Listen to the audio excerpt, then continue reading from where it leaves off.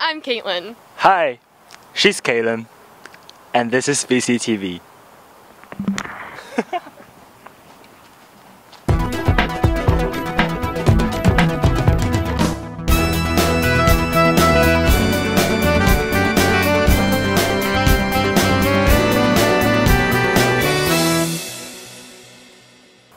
Good morning, Valley Christian. I'm Caitlin. And I'm Ernie. And these are your morning announcements.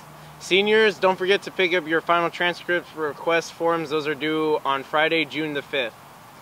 If any of you guys are interested in being involved at the senior chapel, you could post a picture with your favorite senior and hashtag VCHS 2015 for it to be shown. Guys, tennis, those of you that are interested in trying out next year, come to a meeting today at lunch in room 11.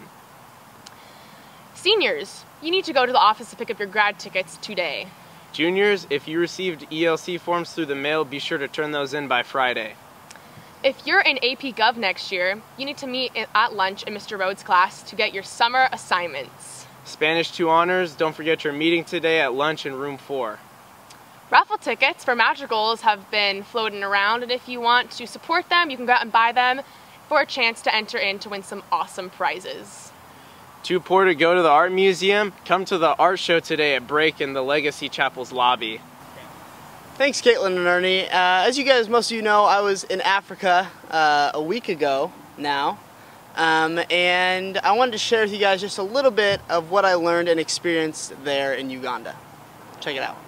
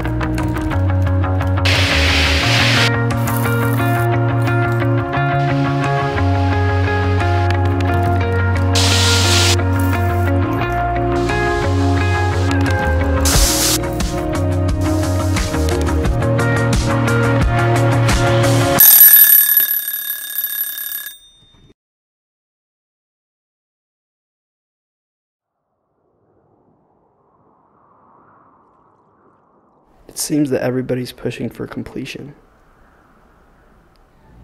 However, I've found that it's important things in life that you don't complete. 3 weeks ago, all I could think about was getting out of high school, being free, done with homework, papers, projects, and people. I was ready to complete this chapter of my life.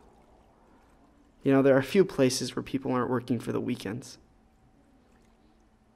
where they aren't working for a certificate or pat on the back, because they know that they are growing through the steps they take every day. And luckily, I had the chance to see that.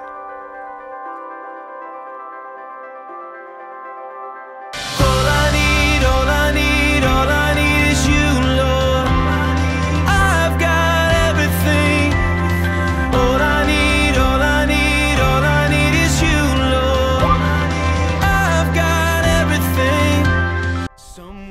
Wednesday, April 29th, my father and I packed our bags and headed to Uganda. I had no idea what to expect. I just knew the adventure had begun. It's hard to leave such a perfect place, such a comfortable place, but we aren't called to be comfortable. Gives thanks to his God up above. With his simple offering of love, he has nothing on earth to his name, but with all of his heart he starts to sing. All I need is you, Lord. I've got everything. All I need. After our unexpected adventure in Istanbul, we landed in Kigali. The air smelled like soil, and I knew that I was a long way from home. The first thing I learned was to listen. We were guided around Kigali by a local Rwandan. He told us stories about the genocide, and yet how God had transformed such a terrible thing into a prospering country. At home, I'd only listen if I had to. Whether it was a lecture in class or a presentation, I had to listen. But here I found freedom in listening. After Ugali, we drove across the border to Uganda, to Buyondi, a lake located in the southern part. It's there that I learned to be flexible. It seems that here calendars rule our lives. Everybody has to be somewhere, and everything has a timestamp. But in Buyondi, that wasn't the case. The only thing we had to worry about was the rain. So as we were canoeing across this vast lake, the rain would come and we'd pull off to the side and sit there for a little while till it passed. 20 minutes, 30 minutes, maybe even an hour. But we weren't in a hurry. It didn't matter.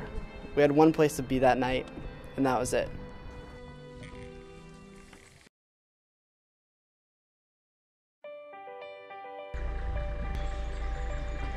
The last part of our trip we spent in Kampala, one of the larger cities in Uganda.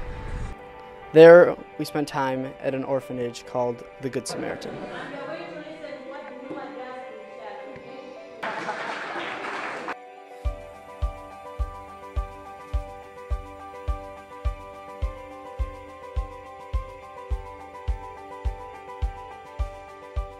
My dad, my friends, and I had the opportunity to sit down and listen to these kids get up one by one and speak about what they wanted to be and who they were becoming. Some of them said mechanic, some of them said doctors. Yet there were these 3 kids that stood up and said that they were going to study film in India. And that is when my heart hit. There was Rebecca, Joy, and Maha. As I listened to them speak, I felt this pull on my heart that I'd come thousands and thousands of miles to meet these 3 kids. These 3 kids that saw the future of Uganda, where it was going, and wanted to change it through media. The last day there, we went back to the orphanage and I met again with Rebecca, Maha, and Joy. We talked about film and about what God was doing in their lives. We prayed together and we prayed for the future of Uganda and our lives. Uganda had taught me so much. Traveling through the streets, swerving around the cars, and almost dying a couple times was one of the most amazing trips I've ever had. And most of all, it taught me how to listen. It taught me how to be flexible. And it taught me to never lose passion.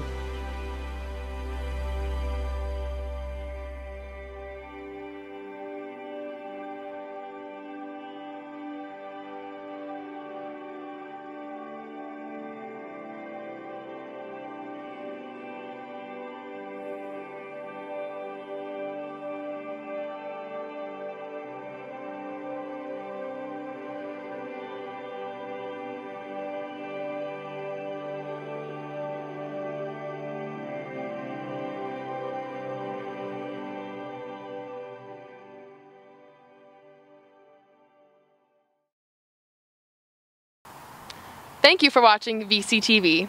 I'm Wayne. He's Wayne, and have a sick day.